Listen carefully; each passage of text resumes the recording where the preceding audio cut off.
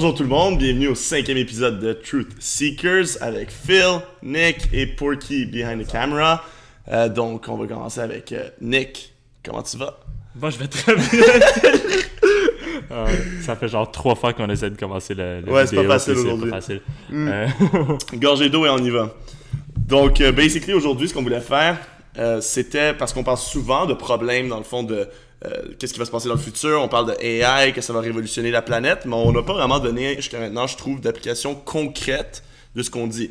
Donc des inventions qui, tu sais, concrètement vont changer le monde et la manière dont on va vivre notre vie au quotidien.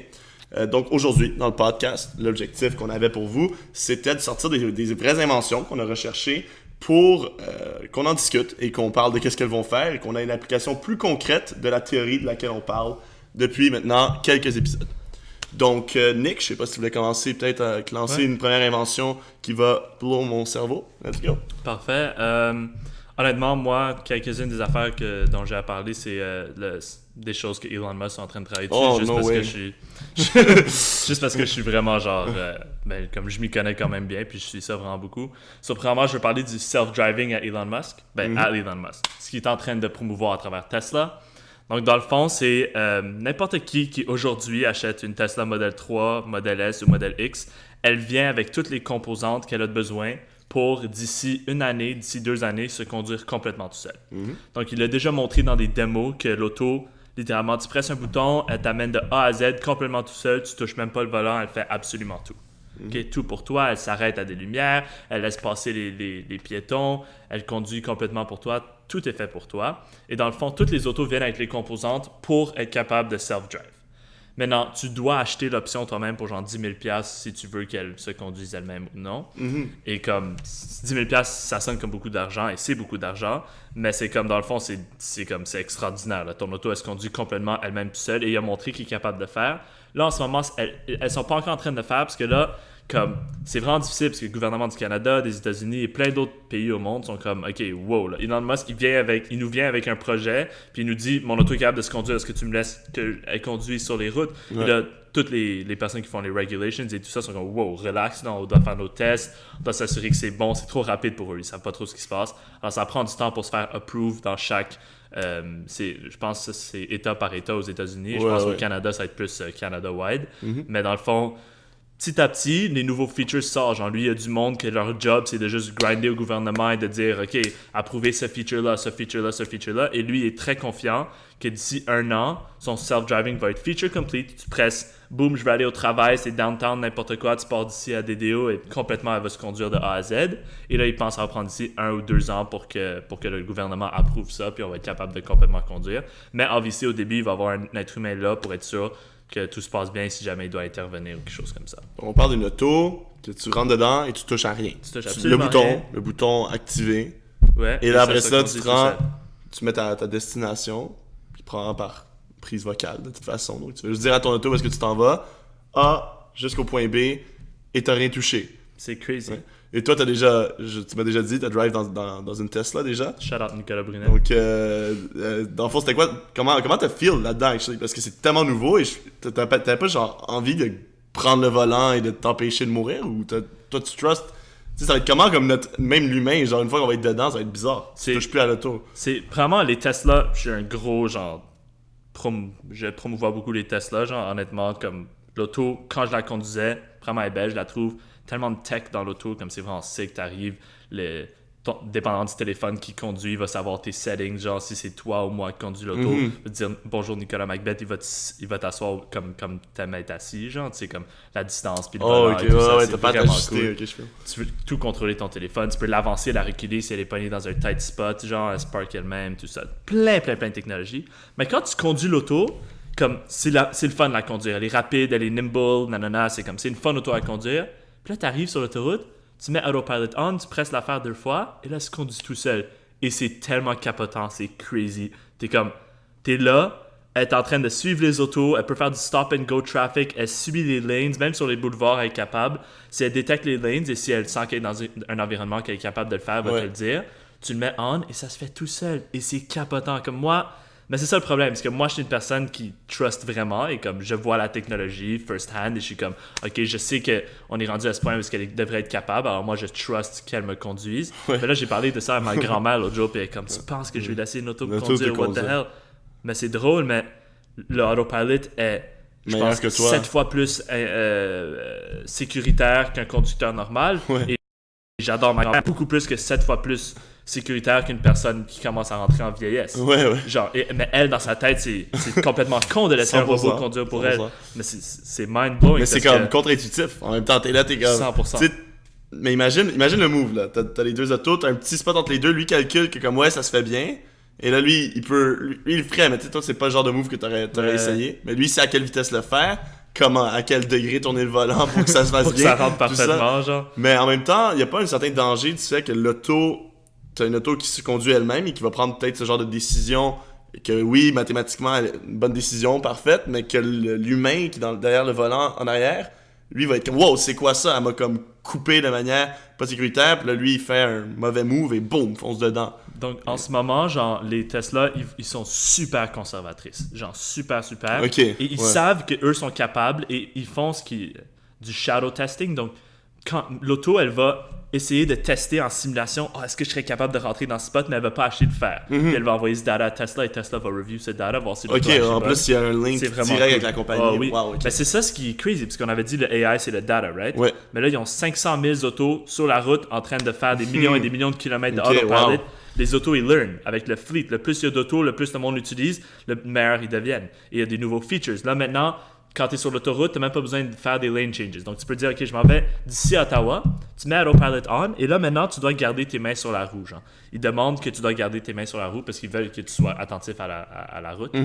Mais techniquement, tout se fait. Il va faire les changements de lane. S'il y a quelqu'un de là en avant de toi et tu veux aller à 120 km/h, tu lui dis 120 km/h, il va dépasser la personne, il va faire le changement de lane complètement tout seul, il va revenir et là, il va prendre la sortie pour toi et à la fin de la sortie, il dit « Ok, dans 100 mètres, moi, j'arrête le contrôle, reprends le contrôle. Parce que juste en ce moment, il y a juste le droit sur les autoroutes. Parce que c'est plus... Genre, les autoroutes, il y a beaucoup moins de edge cases, de situations difficiles puis bizarres.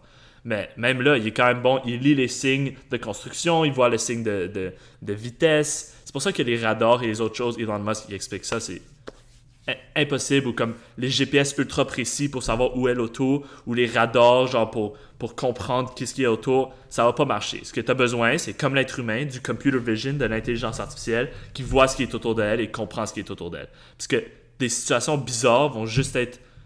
L'auto va juste être capable de passer à travers si elle a des yeux comme un être humain. Si tu as un radar, ou tu as juste des radars, parce qu'il y a des autos en ce moment et des concepts, je sais pas si c'est Nvidia, Waymo, des affaires comme ça, qui utilisent juste des radars. Si tu as un panneau de construction qui dit « conduis pas ici », l'auto va pas savoir. Et comme « ok, c'est un panneau de construction », ben je continue de conduire. Ou comme si la vitesse descend de moitié ou quelque chose comme ça. Fait que Tesla est capable aussi de prendre en compte le code de la route. Donc, par exemple, ne pas pouvoir couper à travers une ligne pleine versus une ligne pointillée, ça reconnaît. C'est fait pour le code de la route aussi. Fait qu'il n'y a pas de problème d'illégalité. Est-ce que tu peux même set up ta Tesla de façon à ce que... tu sais, il y en a qui veulent conduire juste plus vite, aller plus vite, contrevenir à la loi. Est-ce que c'est même possible? Là, maintenant, le seul setting qu'il y a, je pense que contrevenir la loi, ils vont jamais le faire. Mais en ce moment, il y a un setting que, comme, tu peux être le niveau d'agressivité des changements de lane. Tu peux dire normal, ou tu peux aller jusqu'à Mad Max. Puis là, ensuite, à Mad Max, il va genre... Puis Elon Musk fait toujours la blague, parce que LA Traffic, il y a tellement de trafic à LA, comme c'est impossible de rentrer. Si une auto autonome, elle va toujours laisser les autres passer. Elle va juste vraiment rentrer si elle a plein d'espace. C'est dangereux, théoriquement, genre. Mais Mad Max, elle va couper le plus jusqu'à ce qu'elle pense que c'est safe. Mais c'est crazy, j'étais dans l'auto et elle me dit « Ok, je vais essayer de faire un changement de lane parce qu'on va lentement. » Puis là, je suis comme « Ok. » Puis il y a une auto qui s'en venait rapidement. Puis là, j'étais comme « Honnêtement, moi, je vais trust. » J'avais mes mains prêtes, proches pour genre savoir si jamais je devais prendre le contrôle. Et là, tu vois, elle commence et elle voit l'auto. L'auto décélère un peu, mais comme pas assez. Là, la Tesla, elle aime pas ça. Elle reste un peu dans sa lane entre les deux. Là, elle voit que l'auto la laisse passer, puis elle y va. Boum, elle va quick. Parce qu'elle est comme, shit, là, j'ai pris du temps, elle y va quick. Mais comme tu vois que l'auto passe. Des petits ajustements comme ça. C'est vraiment cool. C'est comme, c'est capotant. Tu suis la route, genre, j'étais à une place où il y avait genre un terre-plein au milieu. Et j'étais comme, oh shit, moi, je touche rien, là. Moi, je frappe le terre-plein parce que la roue tourne. Mais l'auto, elle continue, puis c'est comme, c'est vraiment cool. C'est fou. Mais moi, je me pose la question de si cette auto-là, pour que peut-être que par la faute d'une autre auto, ou même que, je sais pas, c'est une une déviance dans le système, si ça arrive une fois de temps en temps, je sais pas s'il y a des erreurs des fois, mais s'il y a un accident éventuellement qui implique cette auto-là, tu peux pas poursuivre, par exemple, le conducteur si ça amène à la mort de quelqu'un ou à une blessure grave. Tu peux plus poursuivre la personne qui a pas touché au volant tout le long. Fait que c'est quoi, tu poursuis Tesla? Tu poursuis la compagnie? Récemment, genre, il y a 2 semaines, et c'est comme la 4e fatalité depuis que Autopilot est sorti, que quand Autopilot était engagé, une personne est morte. La 4e. Il y en avait 2, c'était comme... On n'est pas trop certain, le gars il regardait pas le whatever.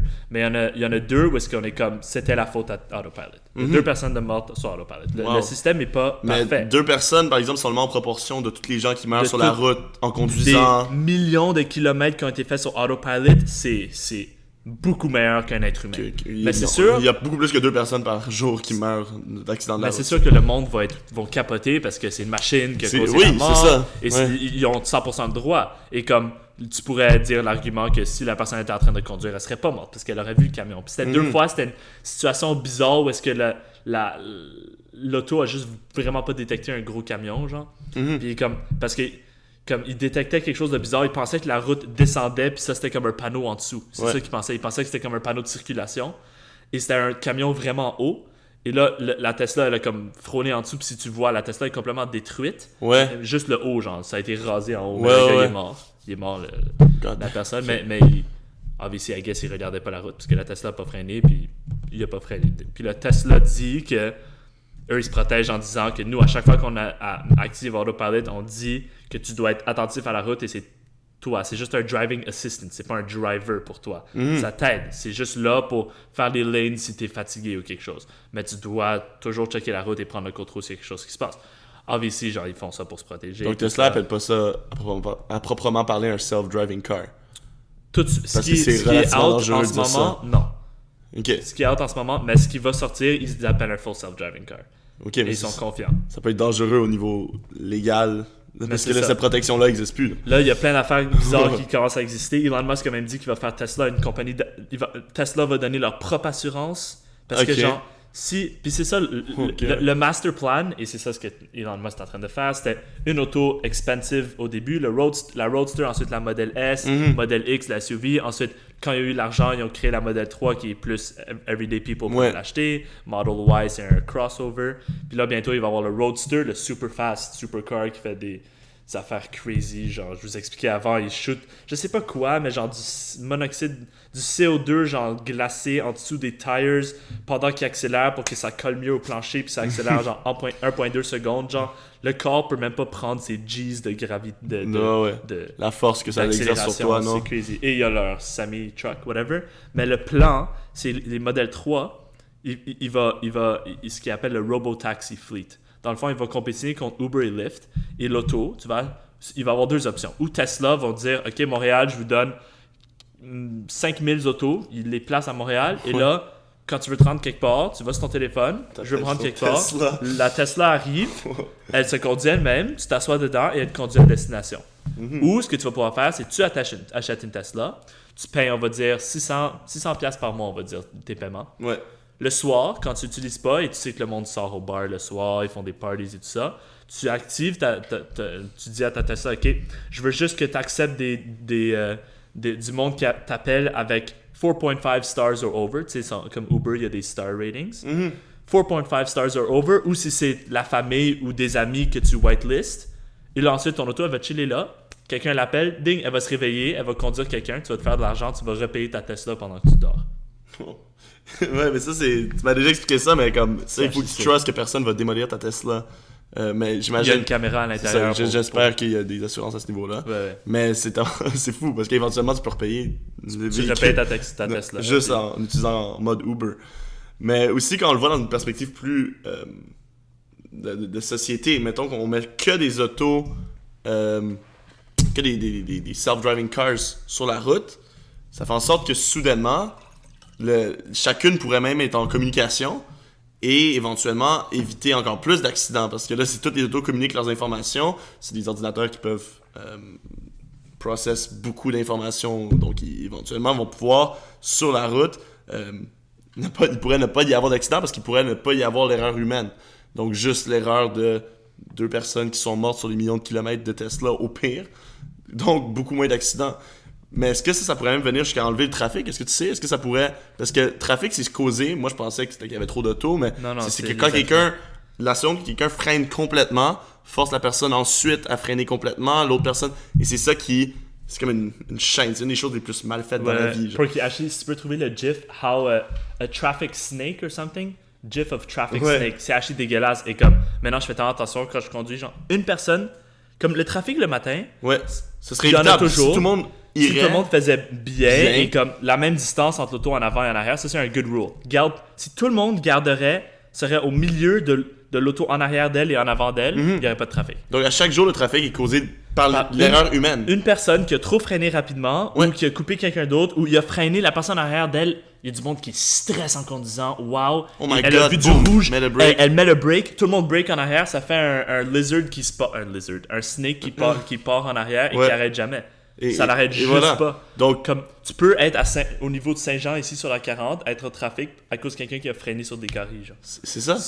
Puis c'est comme ça que le trafic à chaque jour arrive, parce qu'à chaque jour, tu es 100% sûr qu'il va y avoir une erreur. Ben, 99% sûr qu'un humain va faire l'erreur. Ouais. Et l'humain fait l'erreur, et là, tu as le trafic. Mais avec des autos qui se conduisent et qui échangent des données les unes avec les autres, tu finis par avoir un flow de trafic qui est juste parfait.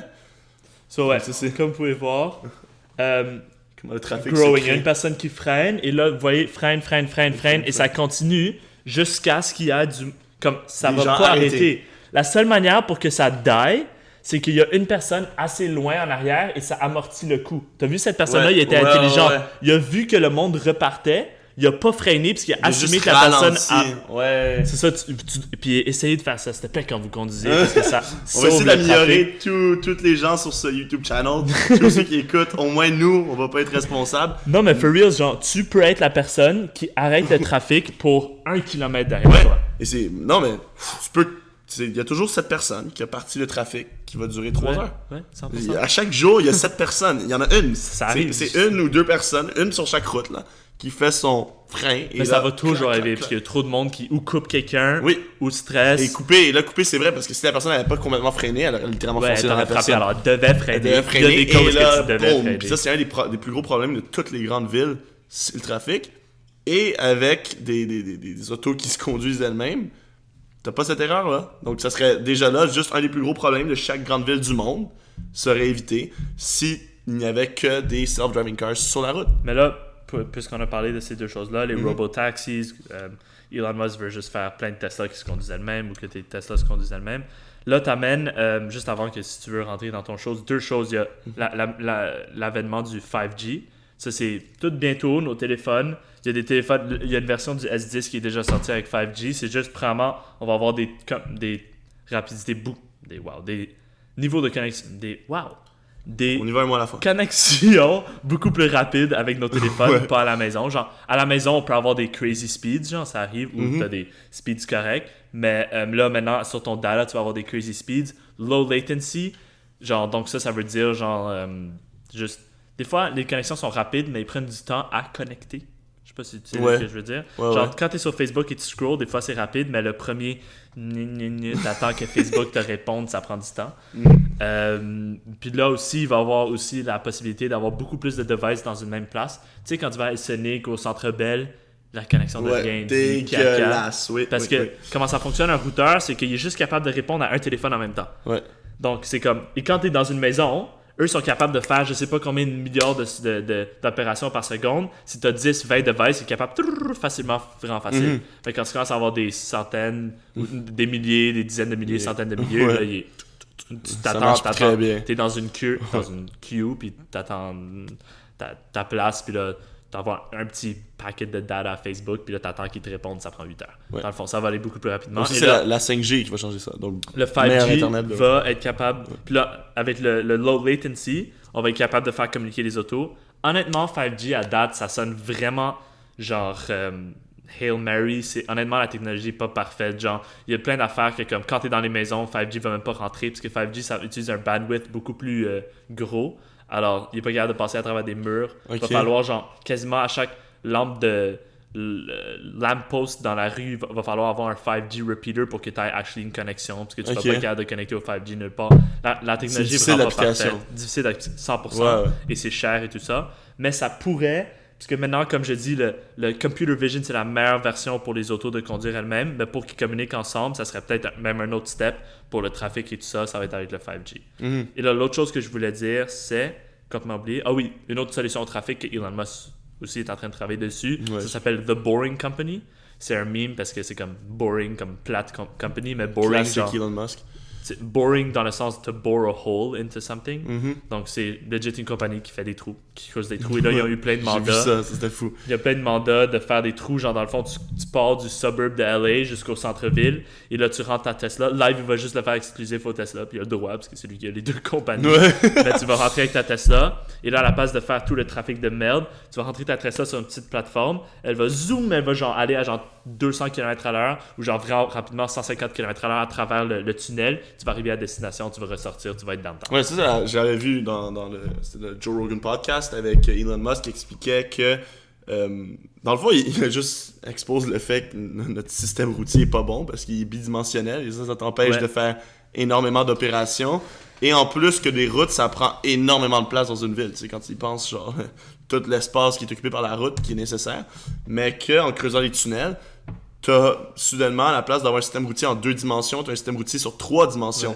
Donc là, t'as des étages de route avec des lignes directes pour aller littéralement partout. Puis là, lui, c'est comme ça qu'il voit l'avenir. D'ailleurs, dans le fond, on doit choisir entre ça ou le ciel. Mais lui explique que c'est beaucoup high plus... maintenance, c'est difficile à faire, ça coûte plus cher. C'est juste beaucoup mieux dans le sol. Il explique que c'est beaucoup mieux de creuser que l'idée des autos volantes. Fait que ça, c'est quelque chose du futur qui va probablement pas se passer à grande échelle, du moins. Des autos volantes, ça va vraiment plus être, selon Elon Musk, en tout cas, dans le sol. Mais c'est tellement nice, juste le fait que t'auras pour chaque comme route, une belle route directe qui t'amène parce que t'as tout l'espace à cause que t'as les 3 dimensions. Mais c'est vraiment nice. Mais je savais pas qu'il allait le faire exclusive à Tesla pour commencer. Mais ça, ça va tellement être incité. Comme tu vois, le 3 heures de trafic de merde, si t'as une Tesla, juste non. Elle va se conduire elle-même jusqu'au tunnel et le tunnel va t'amener rapidement. Genre. Tu vas juste pas avoir à conduire, pas de trafic. Wow! Happy land. Ok, non, il y a vraiment. Non, lui, c'est Elon Musk, il a vraiment pensé à ça. Ouais. Donc, je pense qu'on peut enchaîner sur une deuxième technologie. Tu vas aller vers quoi? Peut-être. CRISPR? On peut faire CRISPR, je suis dans le CRISPR. Crispy time? Donc, ça, c'est quelque chose que moi, j'ai découvert aujourd'hui. Aujourd'hui, hier, dans mes recherches. Parce que moi, j'étais pas en life sciences. Je peux t'arrêter 2 secondes? Vas-y. Perky, you want to just play in the background, go full self-driving demo of Tesla? Juste, honnêtement, regarde pas, juste si le monde veut le voir en même temps, whatever. Ok, on peut regarder quick si tu veux parler après. Ça me dérange pas. C'est vraiment sick de voir l'auto se conduire elle-même. Le gars, il est juste là. Si c'est vraiment sick, tu comprends que je suis quand même down. Je vais pas dire non, puis de pas regarder et la regarder avec l'œil gauche. Je l'ai sûrement déjà envoyé dans le group chat, mais vous vous en battez un peu les couilles. Is it like the 2-minute one? It's 2 minutes long? Yeah, it's really quick. Because they put it like super speed. Yeah. Puis c'est quoi, on va le Tesla tout? Non, on va voir, I guess. Si Porky fait sa job... It's on its way. Bon. Hold on. Let's go. Looking forward. Yo, la Roadster va faire 0 à 100 km en 1.2 secondes ou quelque chose. Yeah, you can go, Porky. Ça, c'est à l'intérieur du Tesla Model 3. Et comme là, ils sont dans un Tesla kind of place, I guess. I don't think there's any sound to the... Yeah. So, comme vous pouvez voir, il est là parce qu'il doit être là. Mais comme là, c'est obviously en plus rapide. Et ça, vous vous en rappelez, l'autre fois, je parlais de comment tu visualises la Tesla visualise les autos autour. Ouais. Genre, tu vois, là, elle est en train de visualiser la route, les autos autour. Vous allez voir des autos qui apparaissent autour. Je sais pas pourquoi. Tu voyais les autos qui passent. Honnêtement, c'est tellement cool. Wow. L'auto, elle se conduit complètement tout seul. Et c'est crazy. Genre, il expliquait aussi au Autonomy Day que, genre, tu sais, il y a des autos que tu sais quand ils sont à veille de te couper. Là, le AI, il train. Et comme dans le background, l'auto, la BMW, je sais pas si vous l'avez vu, genre, elle était pas. La Tesla était pas certaine si elle allait la couper ou non. Alors là, comme, juste, elle devient de meilleur en meilleur. Le plus que le monde utilise ça, honnêtement, tu vois, je trouve que comme on a souvent, justement, c'est bien qu'on voit ça parce qu'on parle souvent, tu sais, de comment le data, ça va être comme, on a fait un podcast là-dessus, comment ça va être important, mais c'est littéralement parce que ça permet de développer des technologies tellement meilleures que quand on n'a pas. Perfect example. Genre, ça, c'est exactement l'application de data. Comme tu enregistres, ton AI devient de meilleur en meilleur, et à la fin, tu as le meilleur produit que tout le monde. Fait que même juste dans le capitalisme, tu gagnes. Juste dans ça. Et ton produit est meilleur. Donc, c'est vraiment nice. Le monde, comme c'est crazy, le monde réalise pas. Genre ça, je te montre un self-driving, je te dis ça vient dans 1 ou 2 ans. Premièrement, il fonctionne, comme tu peux voir. Ouais. Deuxièmement, très bien. C'est comme... Le monde qui ont des Tesla maintenant, ils vont te le dire, genre ils capotent... Ils ont des updates littéralement chaque semaine, et à chaque fois, il y a quelque chose de nouveau. Genre... Avant, il n'y avait pas de navigate on autopilot, c'est que la Tesla... Tu sais, des fois, t'es sur une autoroute, puis genre, il y a un spaghetti qui prend l'autoroute, genre. Ouais. Comme là, la Tesla, elle fait tout ça pour toi maintenant. Elle fait les changements de ligne pour toi. À chaque 2 semaines, il y a un nouveau update de choses qui arrivent. Et check, le gars, il sort, puis là, il dit à l'auto de Spark, l'auto, elle va être comme... whatever. L'autre démo, elle Spark en parallèle, genre. Ok, mais pour vrai, c'est fou. How I bought a Tesla for $70 a month! un petit clickbait. Bravo, champion. Donc, non, mais c'est ça. Non, mais le ring. Vraiment, le trafic, ça aide à montrer le trafic. Mais c'est honnêtement juste tellement une invention qui va... Ça change juste littéralement le monde de la route. Ouais. Parce que pas mal de gens utilisent à chaque jour. Puis c'est un perfect example de montrer que juste plein de data, ils ont pris du computer vision, ça build. plein de data, et ça devient meilleur. Il y a plus de Tesla, plus de data, ça devient de meilleur en meilleur. Il apprend les edge cases, il sait comment réagir à ça. Et ça, c'est pour montrer le trafic real quick. C'est genre, comme vous pouvez voir, le monde freine, et là, toi, tu dois freiner. Même si tu accélères ici, on va dire, genre, déroule le cercle et mets-le en longueur. Ouais. Cette affaire-là va juste continuer, jamais finir. Moi, je te jure, ça m'avait choqué. Comme quand la première fois que j'avais appris ça, j'étais comme... Moi, dans ma tête, trafic, il y a trop de monde en même temps. Puis c'est comme ça qui intuitivement vient. Mais non, si tout le monde continue de rouler à la bonne vitesse, ça va bien. Et comme si tu vois que le monde sont en train d'accélérer en avant, comme... amorti et juste essaye d'anticiper si la personne va accélérer. Si tu arrives rapidement à lui, il bouge pas, là il accélère et tu pars avec, tu viens de briser le trafic pour tout le monde en arrière de toi. Wow. Ça, je sais. Mais il faut que tu conduises. Comme ça que je dis au monde, genre si tu conduis bien et comme tu conduis 1 heure de temps, à la fin, t'es épuisé mentalement. Si tu conduis bien, genre vraiment tu checkes tout autour de toi, tu sais toujours où sont les autos. Jamais il y a une auto à ta droite et le gars en avant de toi il freine comme crazy parce qu'il y a une roue qui vient de passer en avant. Tu dois déjà savoir si tu es capable de prendre la voie de droite que personne là. Tu devrais toujours savoir ce qui est autour de toi, toujours. Et c'est ça ce qui est crazy des self-driving cars. Il y a une caméra en avant, et elles sont pas fatiguées. Comme ça, elles se fatiguent pas. En arrière, sur les côtés, toujours. Elle a des yeux partout, tout le temps. Nous, on a 2 paires de yeux et ils sont genre relativement unidirectionnels. On n'est pas genre des lézards qui peuvent voir 2 choses en même temps. Ouais. Les Tesla, ils voient quasiment 360 autour d'eux. Et ils ont des radars pour les choses proches. Wow. Juste un meilleur produit. Ouais. Juste mieux. Quel être humain à conduire. Beaucoup mieux. Juste le meilleur de loin. Pour qui t'as quelque chose to add ou... Non? Fair enough? Ok. Là, on va aller plus dans le... On est à combien de temps, de vrai? 28, 29. Ah, cute. Ok, good. Un peu moins parce qu'on a niaisé au début comme des cons. Ça arrive. Ça va arriver encore, je savais. Donc, maintenant, ça, c'était plus vraiment dans le domaine de la route. C'est nice, mais moi, j'ai plus fait mes recherches un peu vers le côté de la santé humaine. Donc, qu'est-ce qui va se modifier au niveau médical? Parce que c'est quand même quelque chose de très, très important dans toute l'avenir de l'humanité. Et là, je suis tombé dans le cercle de la modification génétique et de voir comment ça, il y a eu une grosse avancée dans les dernières années. Et ça, ce n'est que le début même de cette nouvelle technologie-là qu'ils ont développée. Mais la méthode s'appelle CRISPR. Donc, ils ont pris ça des bactéries. Donc, les bactéries, dans le fond, quand un virus attaque la bactérie, le virus va laisser... souvent, il va tuer la bactérie. Il va être capable parce qu'il va rentrer dans son code génétique et le modifier de façon à ce que, éventuellement, la bactérie va mourir. Mais certaines bactéries vont s'adapter et vont survivre. Et après ça, ils vont avoir un excellent système de défense contre ce virus, comme l'humain. On ne peut pas avoir la varicelle 2 fois. Parce que dans notre code génétique, on va rentrer le code génétique de ce virus-là, on va le rajouter à notre ADN, et là, ça va être comme, voici, si tu trouves ça dans mon corps, j'en veux pas, tu sais, et ça l'enlève. C'est comme ça que ça fonctionne en Philippe version rapide, pas génétologue ou quoi que ce soit, tu sais. Et là, après ça, c'est que ce qu'on a découvert, c'est qu'on l'envoie à une protéine, ok? On envoie ce code d'ADN à la protéine, qui est laquelle déjà? C'est la C9. K9. K9. Ouais. Quelque chose comme ça. Une protéine quelconque. CAS9, je pense. C'est whatever.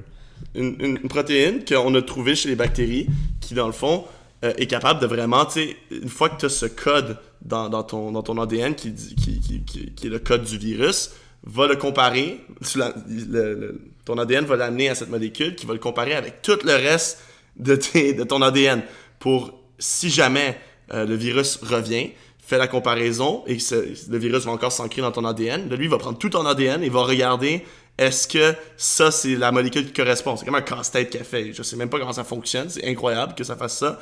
Mais là, tu arrives à un point et là, elle dit, ouais, cette molécule-là, qui était celle du virus, c'est exactement la même que celle que j'ai trouvée dans l'ADN. Donc, je la coupe de l'ADN. Et là, clac, c'est coupé. Et tout ce trunk d'ADN qui t'aurait tué est parti et ne réagit plus avec ton système. Donc là, ça, c'est comment ça marche naturellement. Mais là, nous, l'humain, on aime ça utiliser ce qui marche naturellement et le mettre à notre avantage. On a trouvé que tu pouvais donner l'instruction à cette protéine-là. Lui dire, cette partie d'ADN-là, je veux que tu l'enlèves des cellules.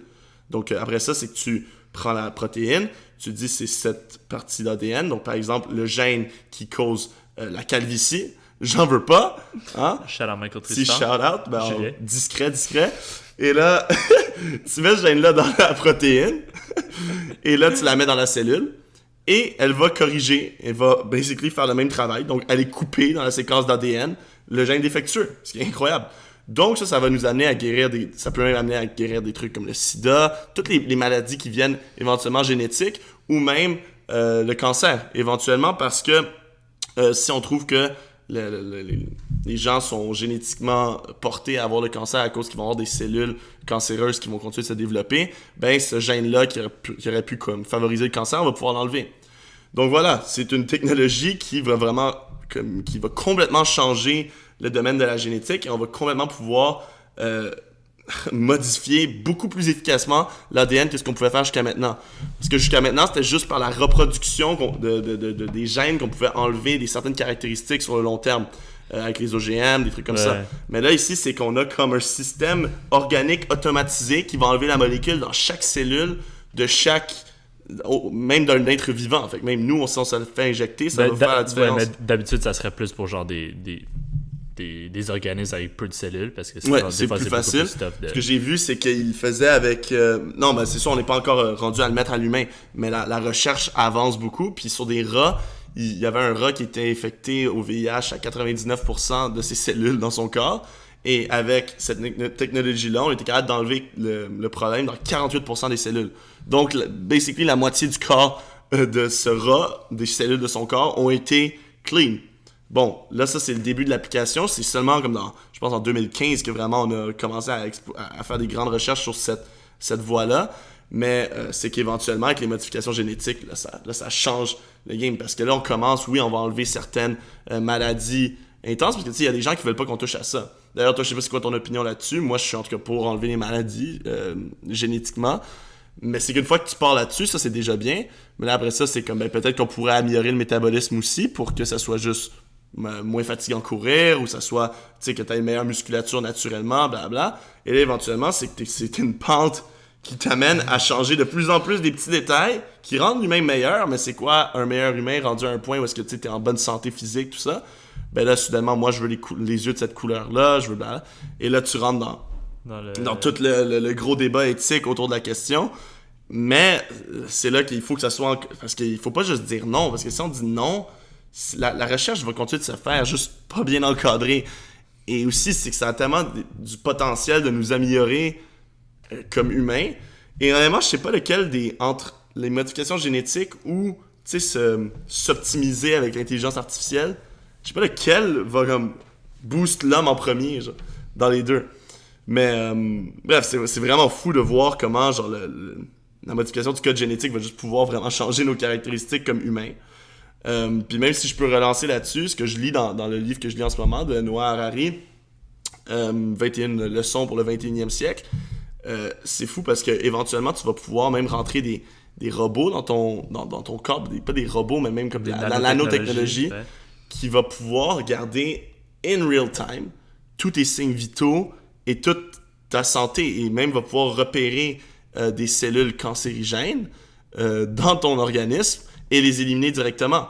Fait qu'on va littéralement avoir, in real time, tout va bien ici, des informations sur notre organisme. Mais ça, c'est fou.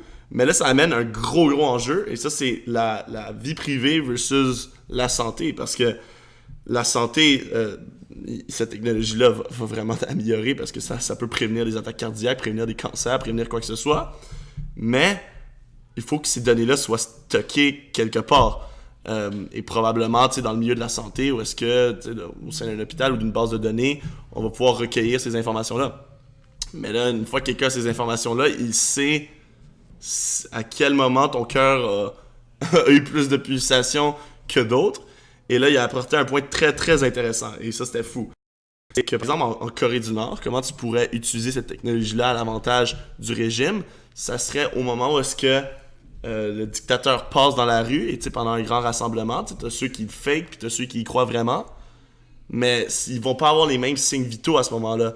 Ça va legit, ça pourrait trahir ta personne. Fait que si pendant que tu le vois, ton cœur commence à battre plus vite parce que t'es fâché, parce que tu l'aimes pas, mais que tu fais juste semblant, ben là, soudainement, le régime a une façon de te pinpoint. Fait que s'il rentre ça dans chaque personne, c'est comme si tu avais un live de voir comment tout le monde se sent à cette seconde-là.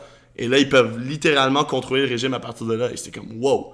Fait qu'on voit qu'il y a des applications bénéfiques et comme d'habitude, qui peuvent vraiment partir. Lui, il parle d'une dictature digitale où est-ce que si tu donnes ces technologies-là à d'autres humains, comme à des régimes autoritaires, et d'ailleurs, il y en a beaucoup dans le monde, et ils n'ont même pas besoin de développer la technologie, ils ont juste besoin de l'acheter éventuellement. Et c'est sûr qu'eux vont trouver des applications concrètes à ça. Et ça va changer le monde de la dictature, littéralement. Donc, ça, c'est absolument fou. Et là, au 21e siècle, le combat entre la vie privée et la santé va être un des plus gros combats jamais livrés par l'homme. Parce que ça va être de plus en plus difficile de dire non, moi, je veux pas cette puce-là qui va prendre parce que là, qui va prendre mes signes vitaux. Tout le monde va l'avoir. Tout le monde va l'avoir. Les assurances. Ton heartbeat a skip une fois, genre le 12 mai 98, tu faisais quelque chose de bizarre. Mais surtout, ça se peut que si tu dis non, moi j'en veux pas, moi je veux rester un humain sans cette information, ouais, mais là la compagnie d'assurance va dire, ben dans ce cas-là, moi je veux pas t'assurer parce que mon gars, t'as beaucoup plus de chances de mourir que celui que son cancer se fait éliminer la semaine même. Puis ça va être fou, ça va être ça pourrait même être un update, ça pourrait être sur ton téléphone, tu regardes. Bro, t'as du telemetry pour ton propre corps. Ouais, t'es là pis t'es comme, bon, ben voici ce qu'on a fait cette semaine, on a tué tel nombre de cellules cancérigènes, on a éliminé genre des produits chimiques qui étaient dans ton corps, whatever. Pis t'es comme, wow, ok, mais à la fin, je sens que tu sais, au début on va regarder, pis à la fin, moi je sais comme, ouais, c'est bon. Tu tasses ça, genre. Mais c'est fou! Tu mets de la nanotechnologie dans... Non, tu mets de l'intelligence artificielle dans les nanotechnologies, puis ensuite, quand ça se révolter contre... non, c'est pas d'arbre dans mes cellules. Dans mes petites cellules, out of the question. Genre. Mais c'est fou. Mais toi, tu pencherais plus vers la santé. Toi, tu laisserais ta vie privée, je filme. Tout ce qui est vers l'évolution de la technologie. Vie privée, wow. Ça, c'est comme... CRISPR-Cas9, probablement pour revenir et comme résumer comment ça marche. Mais dans le fond, genre, comment la protéine marche, c'est qu'elle est bonne à aller trouver un certain gène parmi ton génome et juste la couper, la sortir du génome. C'est beaucoup de bactéries utilisent ça, genre, ou pour ajouter des gènes ou enlever des gènes, et dans le fond, genre, c'est comme ça. Je pense que le HIV, je suis pas certain c'est quelle, mais il y a une des maladies transmises sexuellement que c'est genre, elle arrive dans ta cellule, elle rajoute un gène dans ta cellule qui dit produit plus de moi-même, genre, produit plus de HIV, si c'est HIV, je suis pas certain. Puis là, ensuite, ta cellule est comme, hey, tu produis plus de HIV, puis là, les HIV vont eux-mêmes aller dans d'autres cellules, rajouter le gène et produire plus de HIV. C'est comme, c'est ton corps, il se fait comme, il pense qu'il fait la bonne chose, mais c'est un petit gène qui est allé rajouter. On parlait juste avant, comment c'est juste fou, comment tout ça fonctionne de base. Dieu, avec Borky, parce que, pour vrai, c'est quoi ce... Notre corps est tellement sick. C'est quoi de l'ADN? C'est juste littéralement une liste de lecture pour nos cellules. Genre, voici ce que t'as à faire aujourd'hui. Tout va bien, Porky. Il est un peu malade dans le coin. Il est en train de mourir. Thanks, Porky. Taking one for the team. Il est là avec son rouleau de papier de toilette pour se moucher. Ouais, c'est bon, on va mourir. Un peu plus, puis il tousse, puis il y a un poumon qui sort. Il vient de partir aux toilettes. Oh merde. Bon. Continuons sur la conversation.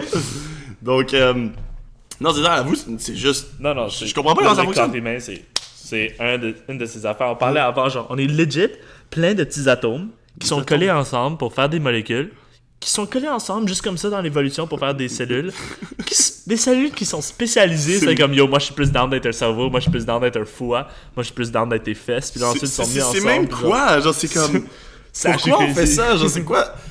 Et à la fin, elle lise un ADN qu'un virus a rajouté, que comme là, le virus, il a juste trouvé comment modifier ta liste de lecture. Bro, tes cellules font juste pas la bonne chose. Là, on est là en train de parler, en avant d'un microphone qui, lui-même, avec des 1 et des 0, sont en train de comprendre, comme moi et toi, le son que je suis en train de faire vibrer l'air. Déjà que nous, pour se parler, on fait vibrer de l'air qui rentre dans les oreilles. Les gens qui nous écoutent, pour nous écouter, entendent par un micro qui le transforme en... Il a vibré, transforme en petit 1 et 0. Ils sont envoyés à travers mon ordinateur et l'internet, qui va dans leurs headphones, qui fait vibrer leurs headphones, et là ils l'entendent.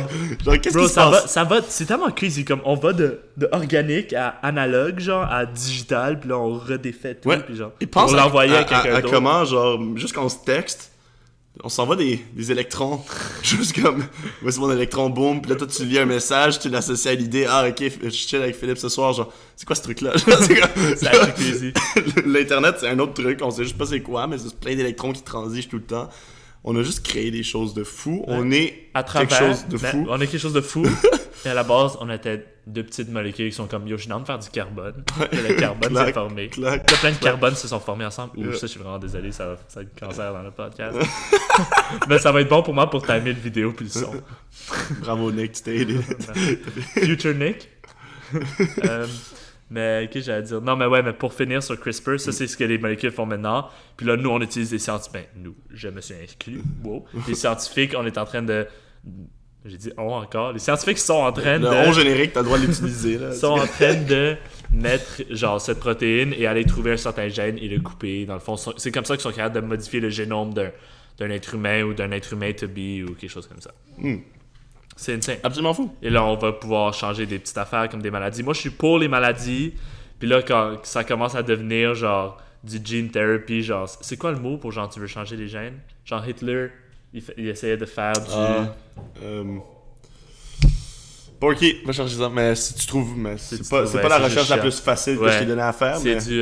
Lâche pas. Tu sais de quoi je parle? Ouais. Genèse? Non, pas genèse. Whatever. Il y a un mot pour dire genre tu t'essayes de toi-même genre créer la descendance genre. Lui c'était la race aryenne genre mais mais genre comme si tu commences à faire ça obviously c'est dangereux. Donc c'est là comme nous on dit c'est ce qu'on essaie de faire maintenant, on veut que le public en parle et comme ça s'en vient et c'est comme des enjeux et il y a toujours des enjeux qu'il faut en parler et arriver à des décisions et set des lignes claires qu'on pense qui vont avoir le meilleur genre le meilleur pour l'humanité. Il y a pas une chose comme un des trucs dont on a parlé qu'on a dit comme ça c'est juste bien ou ça c'est juste mal. Il y a toujours, surtout comme dans les technologies de l'intelligence artificielle, ça revient toujours à... ça dépend de qui l'a entre ses mains. Parce que c'est incroyablement bon pour faire le bien et c'est incroyablement bon pour faire le mal. Comme ça optimise tout. C'est un optimisateur. Ou le bien, vraiment optimisé. Ou le mal, tout le monde va mourir. Mais là, le truc, c'est là que comme toute la question politique rentre parce que au final, c'est une régulation. Il faut que tu le régules pour que ça. De comment on utilise, blablabla. Puis là, c'est là que je trouve qu'on est très bon à le faire évoluer technologiquement. On est très mauvais à utiliser nos cerveaux après en tant que société pour aider à ce que ça soit utilisé vers le bien plutôt que vers le mal. En fait, on fait juste rien. Mais. Ça c'est pour ça. Dans le fond, c'est le but du podcast éventuellement d'aider tout le monde à se faire une opinion là-dessus autant que possible. Donc, tu vas venir pour qui? 45. Ok, cool. Peut-être qu'on peut rentrer sur un dernier sujet. Attends, ok. Ben non, tu peux finir là-dessus. Non, j'avais rien à dire, mais j'allais dire, on parlait des électrons, parlons de... Ok, moi j'ai quelque chose... Une affaire cool, deux affaires cool de AI. Vas-y. Et là, si tu veux, on peut parler de quelque chose d'autre. Un blockchain rapide après. Ok. Ouais, parce que là, on veut faire un podcast sur Bitcoin et l'économie et tout ça. Je suis vraiment down. Donc, dans le fond, moi, j'ai une chose AI vraiment cool. genre, ben, cool et creepy en même temps, à quel point on va être capable d'optimiser à travers le AI surtout des advertising. Genre, ils ont déjà commencé, j'ai aucune idée c'est où, mais tu conduis avec ton auto, ok? T'es dans ta Chevrolet, on va dire. Et il y a une caméra qui détecte que c'est une Chevrolet à travers du computer vision, extracte l'auto, capable de détecter c'est quoi l'auto. Ça, c'est vraiment facile. N'importe qui a le Google Photos app sur leur téléphone, c'est un Android phone ou même un iPhone, littéralement, t'écris dog, il va te sortir des dogs. T'écris Porsche, il va te sortir des Porsche. Lamborghini, si t'as pris une photo de Lamborghini, il sait déjà. Ça, c'est facile. Okay, ça, c'est facile. Alors là, tu vas être en train de conduire, ça va détecter ton auto, et le billboard qui est en avant de toi va changer en dépendamment fonction de l'auto que richesse t'es. ou comme de... Ou ta richesse ou de l'auto que t'as. Donc là, dans L'auto l'exemple qui familiale, montre, tu mets la publicité familiale. le monde qui conduisent des Jaguars, ils montrent la nouvelle Jaguar sur le chose. Ensuite, tu vois, ça switch vraiment rapidement. Puis là, les personnes qui ont les plus vieilles autos ou les mêmes nouvelles, genre, comme ils ont fait, genre, à travers, genre, ça, c'est juste des maths, genre, ils ont trouvé qu'il y a des autos, genre, avec une certaine vieillesse, genre le monde les gardait d'habitude, mais si ton auto est vraiment vieille, tu penses en acheter une nouvelle, ou si tu as une auto vraiment nouvelle, c'est du monde qui remplace souvent leurs autos, genre. Alors là, ils checkent la personne qui est most likely de changer leur auto, et là, c'est quelle auto qu'il y a. Si c'est une vieille Jaguar, genre il y a 3 ans, son lease est à veille de finir, il lui montre la nouvelle Jaguar X-Type, on va dire, 700$ par mois, genre c'est crazy. T'es en train de conduire, ça change dépendamment de qui tu es. Ça, je fais juste dire. C'est vraiment nice. C'est vraiment parce que cool. je suis en train de dire à cause je repensais à comment on expose Michael et Tristan. Ils vont Faut pas oublier Julien. Non, mais on est en train de vérifier s'il l'écoute pour de vrai. On va voir si ça va recevoir un message. On leur tirera pas, ok? Et puis là, l'autre affaire, c'est. Dans le fond, et on est en train de dire, tu sais, on en a parlé rapidement dans un des autres podcasts, comment le AI va dépasser l'être humain. Est-ce que Elon Musk essaie de faire ça avec sa compagnie qui s'appelle Neuralink. Il veut le end of goal.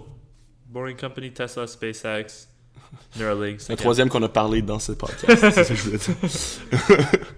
Je peux en parler de SpaceX si tu veux. C'est correct, on a déjà parlé de SpaceX. Puis Neuralink, ce qu'ils vont faire, c'est... Ben, le end goal, c'est de merge l'être humain et le AI. Pour que le AI augmente l'être humain à la place que le AI dépasse l'être humain laisser dans qu'on sente qu'on a encore un rôle dans l'histoire. Et je fais juste dire, ça va être cool, on va sûrement en parler dans un podcast bientôt, parce que quand il est allé sur Joe Rogan il y a genre 3 mois ou 4 mois, il a dit we're gonna announce something within 4 to 6 months. Et dans le fond, obviously les timelines avec Elon Musk, c'est pas facile, mais dans le fond, le premier step, c'est to increase the bandwidth. Le bandwidth, c'est la quantité de données que tu es capable d'envoyer à quelque chose en même temps. Donc, increase le bandwidth entre la connexion entre un ordinateur et un cerveau et un ordinateur. Donc là, le premier step, et apparemment il y a eu un breakthrough de comment un ordinateur est capable de communiquer avec un brain. Live, maintenant, si on utilise le USB normal ou comme les highest rate of transfer qu'on est capable, genre un SSD ou quelque chose, on est capable de faire 1, 2, maximum, je pense, on a 1 terabyte par seconde. 1 terabyte par seconde, pour le nombre de données qu'un cerveau a, pour translate ça en des bits, genre en du data, c'est beaucoup plus qu'un terabyte. C'est des milliers ou des millions de terabytes par seconde. Donc, premièrement, on doit avoir le step où est-ce qu'on est capable de communiquer toutes ces données rapidement au AI. Et là, si le AI est capable de recevoir ces données et de les renvoyer au cerveau, là, we're getting somewhere. Ouais.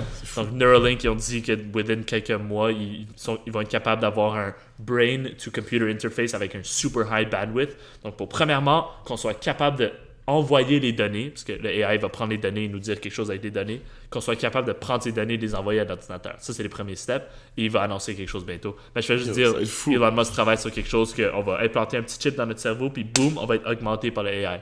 Tu vas voir quelque chose, genre... Wow. Ouais. Ça va être un gros podcast. Mais ça, c'est... Ça, c'est plus qu'une technologie comme...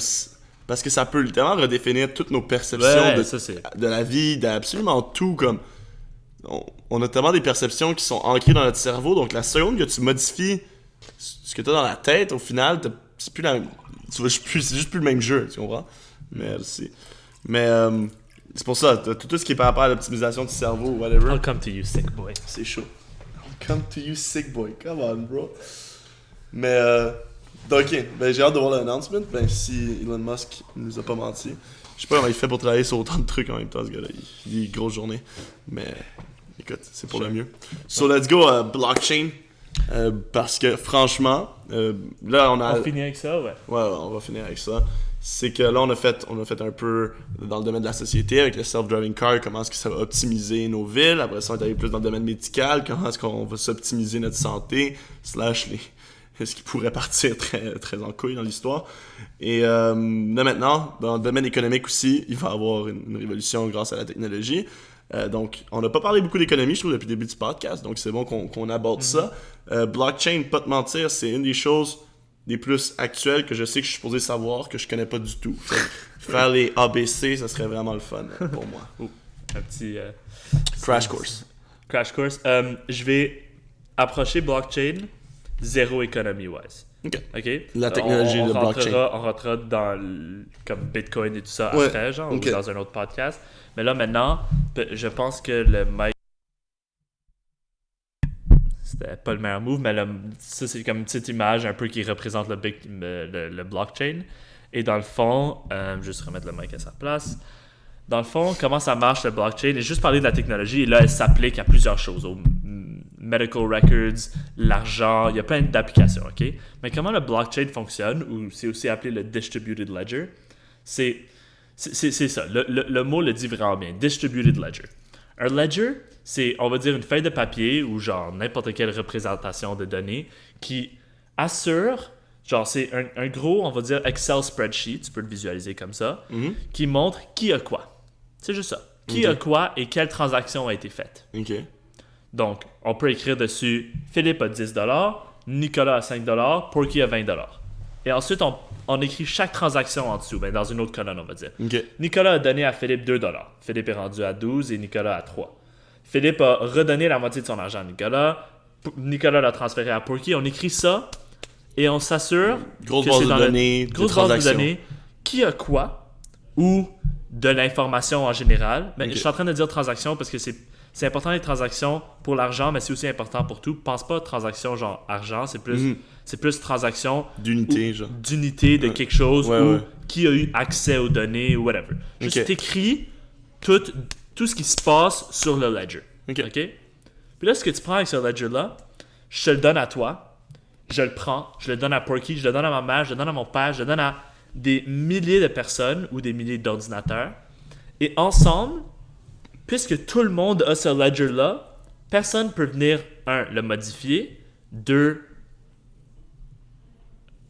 pretty much le modifier. C'est le gros point de blockchain, c'est personne ne peut le modifier. OK?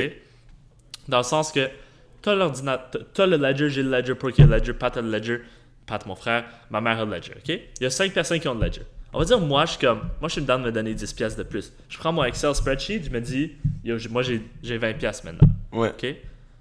Puis là, je le mets, puis je le dis, tenez, prenez mon nouveau ledger. Puis là, tu vas le recevoir, puis là, tu vas être comme, what? Comme, c'est pas legit. Toi, tu vas recevoir, c'est pas legit, c'est pas legit, c'est pas legit. Vous avez tous le reject, mange la marde, ça, c'est pas le official ledger. OK.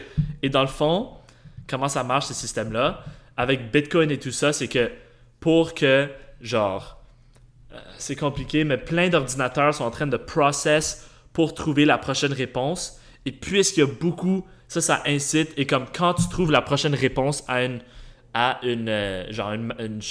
équation mathématique qui est vraiment difficile à trouver, genre c'est vraiment difficile pour l'ordinateur, ça prend genre des journées ou quelques heures, tu reçois de l'argent à chaque fois que tu fais ça. Ben, tu reçois du Bitcoin qui vaut de l'argent en ce moment.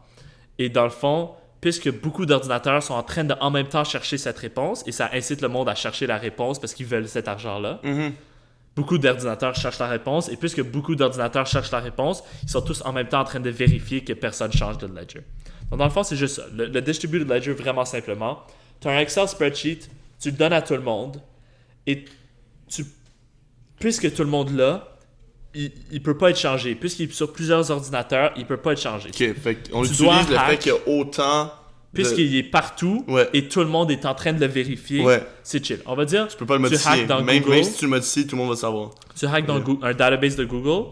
Il y a des fois des copies de Google, mais le master copy, tu vas changer. Et là, la prochaine fois que tu sign in, ça va aller chercher les données d'un spot. Alors, Google va même pas avoir réalisé qu'ils ont été hacked, on va dire. Puis là, genre, tu vas recevoir les mauvaises données. Ou comme, moi, j'ai eu accès aux données. Mais puisque le ledger... L'accès aux données, ça change pas. Le blockchain, il cache rien. C'est ça le point du blockchain. Puisque tout le monde a accès et tout le monde le voit et tout le monde sait ce qui est partout, tu peux pas le changer. tu dois prendre contrôle de plus que 5. Là, ça dépend de quel coin et quel actual blockchain et quel distributed ledger, mais d'habitude, tu dois prendre contrôle de plus que 50% des ordinateurs, 51%, pour pouvoir, genre, inventer un phony, un ledger qui est fake, genre, et là, tout le monde va l'accepter, parce que plus que 50% l'acceptent, là, c'est accepté. Mais pour prendre plus que 50%, je sais pas il y a combien d'ordinateurs qui travaillent sur Bitcoin Live, mais tu dois prendre des centaines de milliers d'ordinateurs qui sont en train de tous vérifier, c'est impossible à faire. Ouais. Donc, le concept de donner à tout le monde l'accès va garder les choses safe. Je vais acheter à checker. Si tu as quelque chose à dire, vas-y. Jusqu'à maintenant, de ce que j'aurais à dire, c'est que je vois beaucoup justement le potentiel que ça rend en économie, parce que en ce moment, toutes les distributions d'argent qui se font dans le monde se font par des décisions, mais qu'on n'est pas au courant. Mais là, quand tu mets un accès commun à tout le monde autour d'un véhicule, d'un produit financier, comme le Bitcoin ou une autre crypto-monnaie, c'est comme si tout le monde jouait sur le même jeu, puis que personne peut niaiser avec le jeu. Parce que moi, je sais pas qu'est-ce que JP Morgan est en train de faire. Je sais pas qu'est-ce que la Banque Royale est en train de faire. Tu sais, ils sont en train de bouger des milliards de dollars, et j'en ai aucune idée. Mais si je suis inscrit dans le même blockchain que eux, je peux voir. Je sais ce qu'ils font. Fait que c'est déjà 100%. Que ça garde tout le monde sur un pied legit, ce qui est absolument pas le cas en économie en ce moment. En ce moment, c'est les banques ou les multimilliardaires décident pas mal les règles du jeu. Fait que déjà, je vois ça. Puis en plus, tu sais que dans le fond, c'est comment on dit? Encrypted, dans le fond, que c'est numérisé, empêche l'humain de faire des problèmes. Je peux expliquer, c'est que c'est décentralisé de toute forme d'institution. C'est décentralisé. Personne n'a le contrôle. Fait que c'est comme si non, mais tu sais, dans le fond, c'est centralisé par la technologie. Comme c'est genre maintenant, on trust que ça marche, que ça fonctionne bien, et que cette technologie-là va fonctionner jusqu'au bout. Fait que c'est encore centralisé autour, mais pas des humains. Donc, quand on considère qu'avec l'argent, c'est un des plus gros sujets de dispute, dans le sens il y a toujours quelqu'un qui parle pas du gain qui va faire le move sale, là, la machine n'a aucun intérêt à le faire. Fait que c'est vraiment déjà une excellente... En tout cas, moi, de ce que j'ai compris jusqu'à maintenant, je vois déjà beaucoup de potentiel. Alors, je vais mieux... Prochaine fois qu'on en parle, je vais mieux le breakdown. C'est comme c'est compliqué à expliquer aussi, sans rentrer dans les technicalités difficiles. C'est difficile à expliquer, mais une bonne manière de le visualiser, c'est le Byzantine General Problem. Je sais pas si tu as déjà entendu, je vais le dire. Et honnêtement, ça aide à le comprendre. Donc, dans le fond, welcome to the Byzantine Army. Kids, strap your boots on. Ah, merci pour la sauce.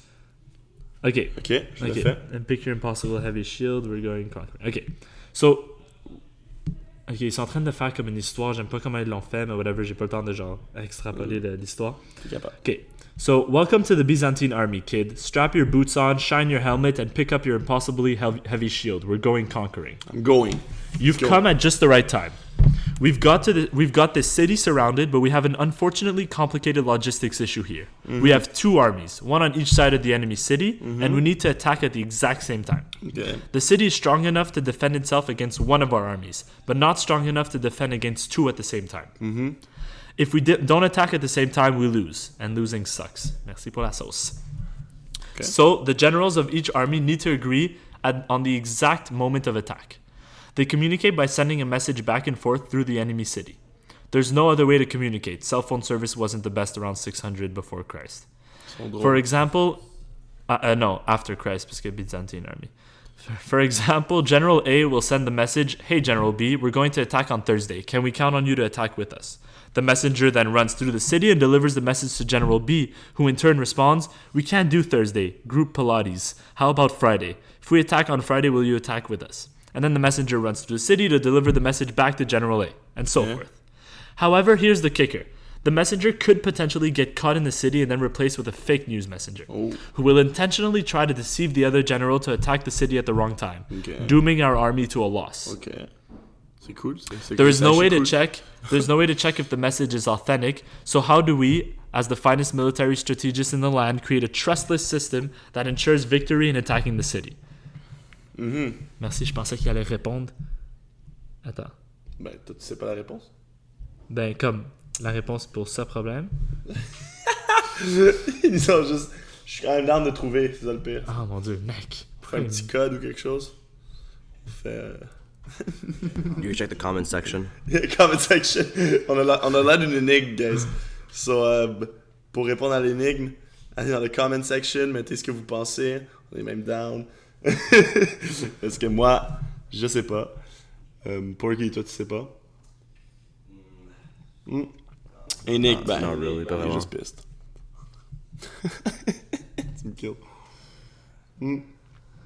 Ils ont pas mis la réponse dedans, genre? Fait que maintenant, tu fais search, tu connais pas actually la réponse. Non, mais c'est parce que... T'es capable. Ben attends, je vais y passer. How does Bitcoin solve it? Ouais, c'est ça que je me disais que t'allais devoir faire. Mais... Là, tu me mets sur la spot. Non, mais... je pensais que tu connaissais la réponse au Byzantine Problem. Yo. T'étais down de me donner le Byzantine Ouais, Problem. non, mais comme je me rappelle avoir lu que ça aidait à le rationaliser, mais je pensais que... rationaliser le problème, mais pas la réponse. Mais attends, ça serait que... il faut que tu trouves une façon que l'information soit toujours sûre. Ouais. Entre les deux armées. Ouf, c'est quand même un bon petit problème, tu vois. Puis comment blockchain change ça? Ça serait... Mais c'est ça, ok, ça je pensais. Ok, mais ça serait... Yo, moi je veux vraiment trouver, bro. Maintenant tu m'as actually mis on the spot et là je suis comme fou, je sache. Et là je check une image de blockchain comme s'il y avait la réponse dedans. Mais c'est pas ce qu'il Ok, c'est ça je pensais. Ok. Nick. Quoi? Non, je sais pas. Ouais, non, j'ai dit Nick, mais je pensais... En tout cas, voilà. Ok, mais c'est comme... Ben, ok, c'est pour ça que quand je le lisais, j'étais un peu confus, parce que c'était pas la manière, la chose que je connaissais. Mais la réponse, dans le fond, et que Bitcoin arrange, c'est que à la place d'avoir deux générales, il y a quand même deux armées. Non, tu divises l'armée en plus petits morceaux. Là, il y a 10 généraux autour de la ville. Et là, tu dis, chacun envoie à tout le monde des messages. Donc, moi, j'envoie à toi, Ok. toi Mais des comme messages. ça? Le prochain envoie à chaque des messages. Le prochain envoie à chaque des messages. Là, chaque général envoie 9 messagers, right? Ouais. Là, la ville et là, ils disent, OK, on va attaquer sur le jour qui a 50% de plus de consensus. Alors là, tu peux trust que la ville a pas, combien? 9 x 10, 90, que la ville a pas intercepté 45 des 90 messagers. T'aurais pas pu trust qu'il y en a un qui se fait niquer. Vraiment sick. Mais tu peux trust que 45 sur 90 sont chill. Alors là, tu peux trust que c'est la bonne journée. Puis là, c'est là que le ledger, la décision, elle est distributed. Tout le monde a une copie du ledger. Alors tu peux trust qu'il y a un vector of attack qui a pas été, qui s'est pas fait niquer. Les vectors of attack, dans ce cas-ci, ça serait le messenger. Tu peux savoir qu'ils sont tu peux assumer que moins que 45 ont été uncompromised. Et là, dans le cas de Bitcoin, tu fais des centaines de Ça milliers. marche tellement bien. Tu sais que personne va prendre le contrôle de tout ça. Ben, tu trust que personne va prendre le contrôle de tout ça. Puis s'il le fait, ben... Tu fais, ben... Hands down. Ouais, hands down. Good T'as job. dead. Ça t'a sûrement coûté plus cher, d'argent get que l'argent plus que tu vas ordi, gagner. puis tout hack parfaitement pour que ça fonctionne. Et c'est ça, c'est unhackable dans le sens que c'est cryptographically unhackable, genre la cryptographie utilisée, genre, peut pas se faire casser, puis là, le fait que c'est distributed, c'est tout. Ouais. Donc, mais là, il y a plusieurs crypto-monnaies différentes. Fait que c'est juste que chacune a son propre blockchain, dans le fond. Il y a Ethereum, Ouais. qui est un distributed ledger, et il y a plein de coins sur ce blockchain-là Ils sont basés sur... Ça, c'est un blockchain. qui utilisent ce blockchain-là, ouais. OK. Puis là, il y a Bitcoin qui Ethereum, utilise son c'est propre. le blockchain, puis là, il y a toutes les autres crypto-monnaies se basent sur ce blockchain-là qui pour l'utilisent pour faire leur monnaie. le Puis distributed Bitcoin, lui, a sa propre... ledger. Ouais. Lui, c'est tout ensemble. possible C'est de sa faire des monnaie apps. et son... Et son blockchain, oui. Son C'est blockchain. possible de faire des apps sur Bitcoin, mais c'est moins optimisé pour ça. Ethereum, ça a été fait pour faire des decentralized apps. OK. C'est Ah, des c'est cool. applications qui se... Whatever. Un autre OK. sujet. Bon, ouais, on parlera de ça dans un autre podcast. On est comment sur le temps maintenant? 1h04, pas super. Non, ben c'est parfait. C'est parfait. pas si pire. Juste voir si... Il y a quelque chose que tu voulais ajouter quick. Je veux juste... Ouais, une dernière chose. Mhm. Ben, non, tu sais quoi, on peut en parler une autre fois. On va just. OK. Ben, cool. Yeah. Donc, fair. J'ai appris des choses. J'aime apprendre des choses. Moi aussi, j'ai appris des choses. Always fun. Porky, t'as appris des choses? C'est ça le point de Porky ce a appris des podcast. choses. Nous avons appris des choses. C'était fun. Comme d'habitude, n'ayez pas peur de soumettre vos critiques, de nous donner votre feedback. Toujours très apprécié. si vous avez des idées de podcast, comme d'habitude, on est ouvert. Il y a quelqu'un qui nous a même contacté parce qu'il voulait éventuellement joindre le podcast et on considère vraiment l'option. C'est vraiment nice. 100%. Donc, comme d'habitude, on apprécie le support, l'interaction avec vous. Génial. Donc, moi, je vous dis merci beaucoup et à la prochaine de mon côté. Ouais, merci beaucoup. Ça, c'était l'épisode 5. Merci pour le support. Smash that like button. Smash that subscribe button si vous voulez. Share. Faites toutes les choses qu'on expecte de vous dans le social media age. Honnêtement, on aime faire le podcast. On continue de le mettre. Le but, même s'ils sont longs, il y a du monde qui... principalement ma mère qui me dit que c'est un peu long à écouter. Puis comme peut-être on pourrait avoir plus de monde si on le ferait moins long, mais honnêtement, genre, le but pour nous, c'est juste de parler, mettre sur Internet s'il y a du monde qui veut nous écouter ou qui veut apprendre des choses. On est là pour ça, on s'amuse nous. On va faire notre traditionnel jouer à Super Smash après sur la télé. Life is good.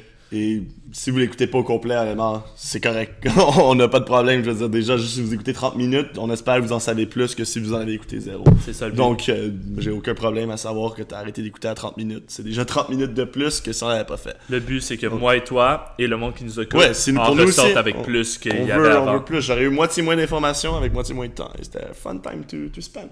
So, Porky, anything? What they said, and see you guys in episode 6. Alright, ciao. Porcupine! What the fuck? Mais en plus, je pensais si on va écrire ça. Non. Porcupine!